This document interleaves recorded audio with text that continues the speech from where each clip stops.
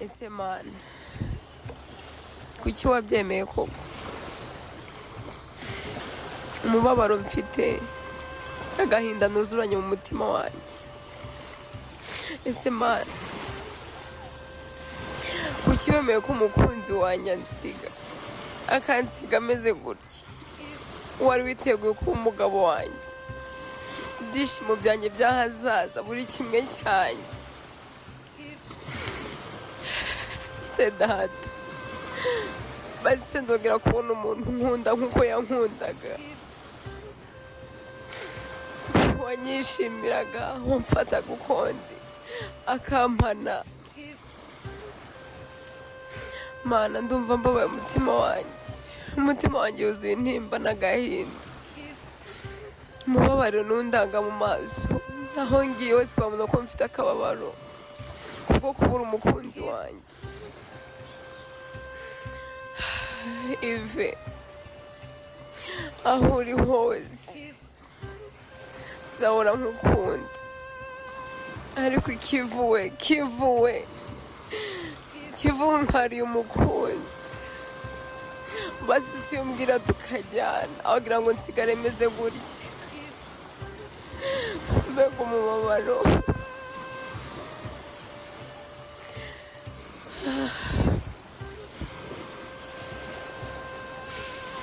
agahinda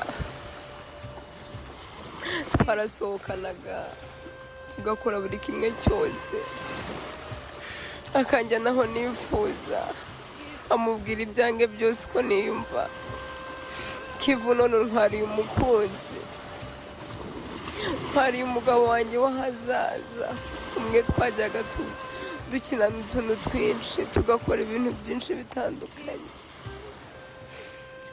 mbega agahinda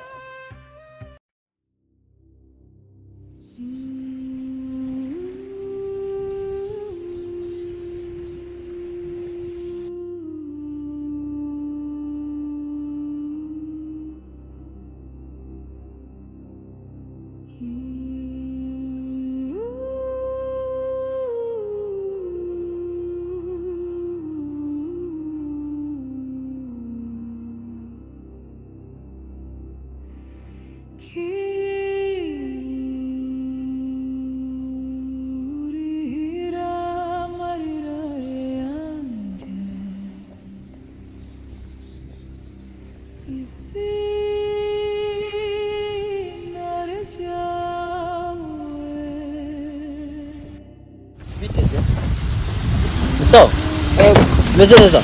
Yego meze neza. Ako ndi kubona meze nkaho cyari urimo gusoma igitabo. Hajya ari ndimo ndikora mu gitabo. None se harakantu nanca kukwereka nyine k'Imana tu. Impano?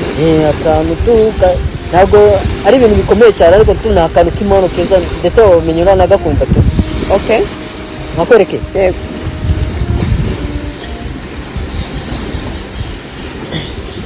Yego. Kubona kameze gute se? Indabwo uburenganzira bwo kufotora. Urakubabaje se? Ako ntabwo byemewe. Okay. Reka basi musobanurire gato basi byibuze wenda nibwo urabyumva sibyo?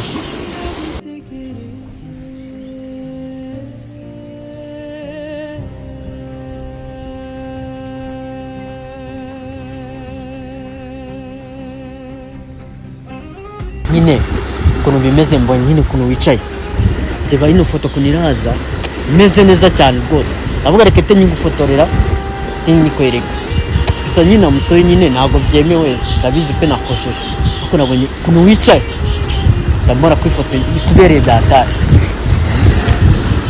wandakariye se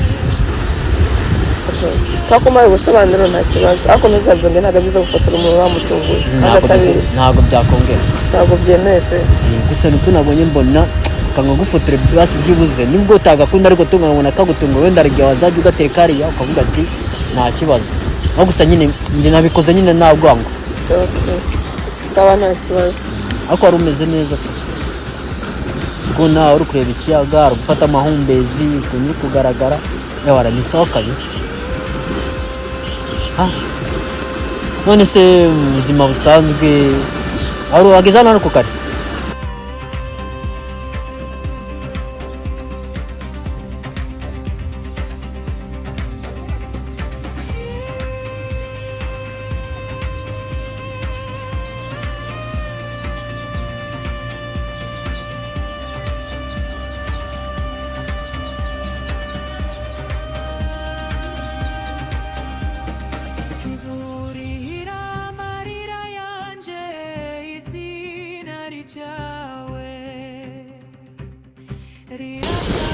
rero iriya foto Yego.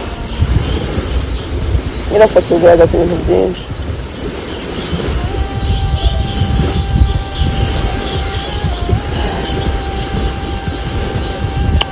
Nyine njye nyiri hariya ndi gufotora bari abana maze kubafotora bagiye, akuntu nabonye mbone ufotoye ndi kureba mbona hari ikibazo basi uri kugaragaza ko nakubonye, mbona uko wicaye ndebye n'ukuntu ifoto uri kugaragara, ndambona harimo ikintu gikomeye cyane ushobora kuba cyaba cyarakubabaje mbari ikintu rwose sinzi kabisa.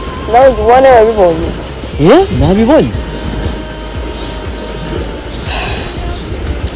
uri kwibutsa imitima se. urajya nkunda kuza hano ku mazi. wowe ukunda kuza hano? muri hano ndimo gufotora. ariko ntabwo nabyibukaga bitewe nyine na stress nyinshi mba mfite mu mutwe wanjye. Yes. ubwo akazi ko gukora nako gufotora? Bisanzwe nza gufotora nyine, ariko hari utuntu mba nyine bijyanye na business zanjye sibyo, ariko nkunda kugera hano. wowe siko mbona buri gihe mubona hano nanjye buriya ajya kuvuga by'abingora gute? nyine se nkubashaka akabazo gato. wari waburaho umuntu w'ingenzi mu buzima bwawe? kumubura burundu kuko utazongera no kumubona? ndumva ko kubikubwira byanyorohera. buri impamvu ugeze kwicara hano buri munsi ukabona ndi kureba mu kivu,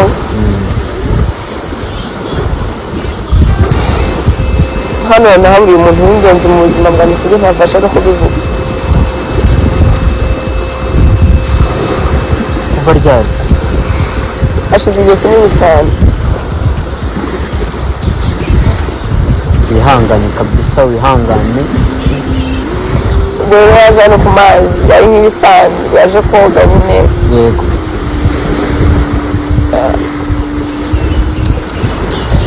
abantu kuva icyo gihe ntabwo twongeye kumubona.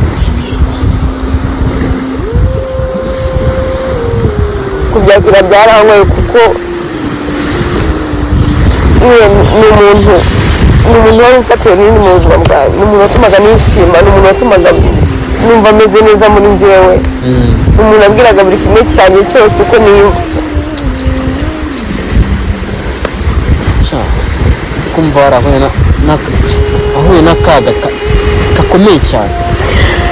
ikintu kigiye kimbabaza ni kimwe,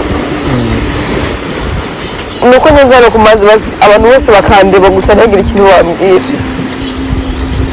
bakibaza ibyo mba ndimo gusa ariko ntagire ikindi kintu bambwira.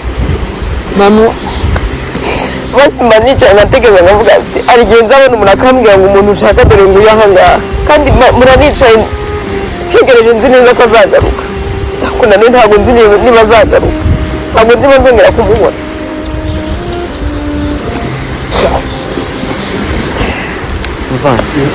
ihangane nanjye nubonye gutya ntandimo gufotora abana, ntabwo nari nzi ko twahura muri ubu buryo pe. njyewe ndimo gufotora abana, cyatumye mbirukana. ntabonye ukuntu nagufotoye ndebye ifoto ndiba kuntu tatuje, ndi kubona nyine ko uri kugaragara ku foto, nkabona ari ikintu kikubabaje wo kuri wowe ufite ku mutima cyane ubwo nase ngufotora foto ndavuga byibuze reka nikwereke wegere ndebe ntabwo nzi ko ushobora kuba warahuye n'ibibazo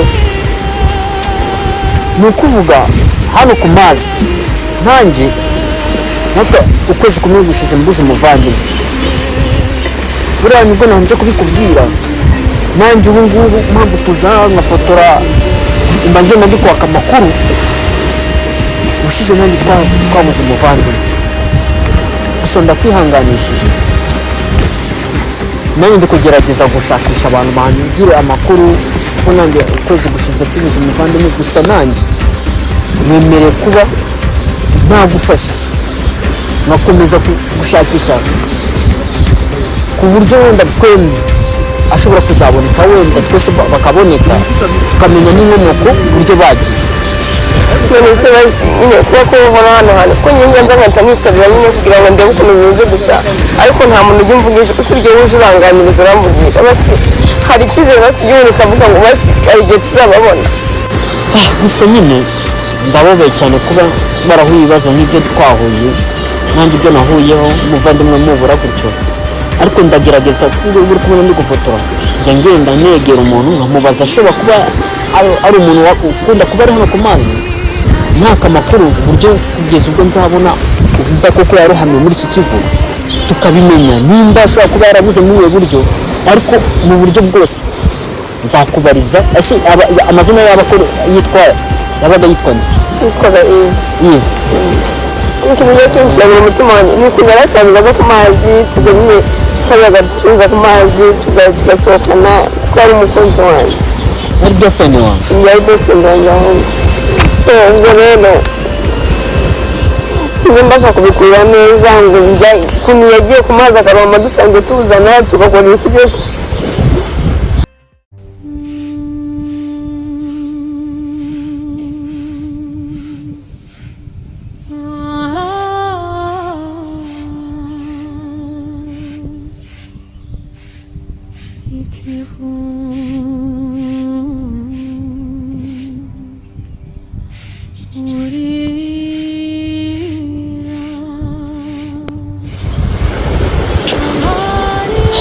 kumva bise binsubiza inyuma humura nibabara cyane kuko mu buzima bibaho n'iki byose ariko ndakora uko nshoboye kose mbaza umuntu bita Yves ndi kubariza hamwe n'umuvandimwe wanjye basi nzandaca hano byibuze nze mubwire ukuntu ubusobanuro abantu bari kumereza ari umupapa umwe nigeze kubaza ubu umurebye hano yarambye ati kwa kane nzagaruke azana amakuru neza ariko kuba telefone bari kumuhamagara ikanagucamo niyo mpamvu wambonye hano naje ku mazi biba byibuze namubona ndakura uko nshoboye kose ndashyira imbaraga nawe ngufashe byibuze wenda mu minsi mikeya wenda tuzabona igisubizo ariko wajya kubona ukabona koko bashobora kuba bararohamye muri iki kigo na wamenya ukuntu gusa yarasanzwe aza wenyine yajyaga azana n'inshuti ze rimwe na rimwe nanjye tukazana ariko icyo gihe yazanye n'inshuti ze nibwo bampamagaye bambwira ko rero Yves yarohamye uwo munsi nahise nza ari nijoro ndaza ndareba ndategereza buyiraho ndareba mbese mana nyine babyanca ariko basi kanze nkushimira nubwo nyine nta kirakorwa ariko kamushimira nizeye neza ko basi bizakunda gusa nyine nanjye ndabikwemere pe ndashyiramo imbaraga nk'ukuntu ibyanjye ndi kubikora nk'umuvandimwe wanjye gutyo ndashyiramo nawe iriya gahunda yawe ndategekwa ndakubariza inshuti zanjye zose n'abandi bantu hano hanyuma igisubizo bari bumeze ndagusanga hano turebe ukuntu twashaka ukuntu twababona ni ukuri wese waba ukoze kuko njye buri munsi mpura hano ntabwo njya nsiba kuza hano gusa nyine no kuguma hano nabyo mbese nta kindi kintu cyo gukora wabirangije n'ibyo nta kintu nshaka njya gukora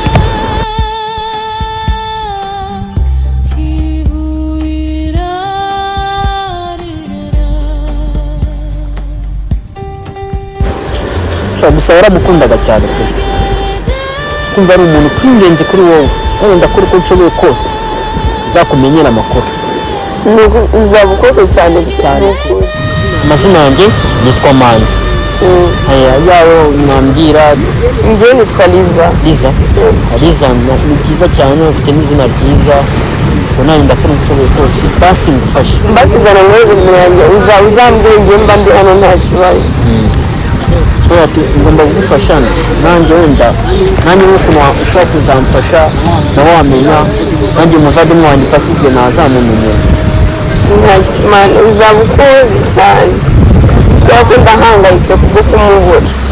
cyane kumva birumvikana. Wandikeho Liza. Wandikeho Liza wihangane, ubuzima bibaho. Ndakora uko nshobora kose dufatanye tubashake n'umuvandimwe wanjye turinde ko twababona vuba. Nta kibazo kandi meza.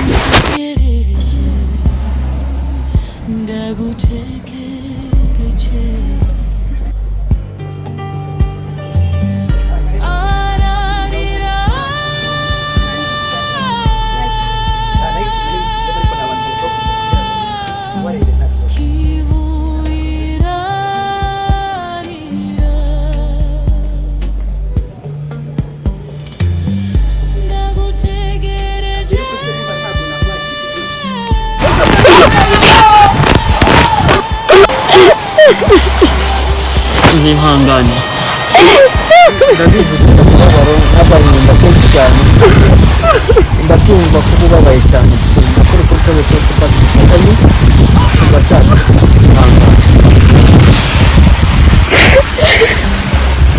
Iza ihangane pe, nanjye ngiye gukomeza ndi gushakisha. Ihangane, n'umuntu atagira uko ubona agasanga nyine ufite agahinda gakomeye cyane, sibyo? Nanjye ndakora uko nshoboye kose, sibyo? Nta kibazo.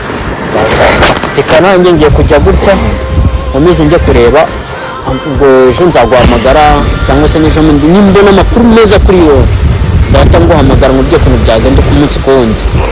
Nta kibazo. Sawa urakoze. Sawa neza. Witeho umere neza. Sawa. Ko mubaza.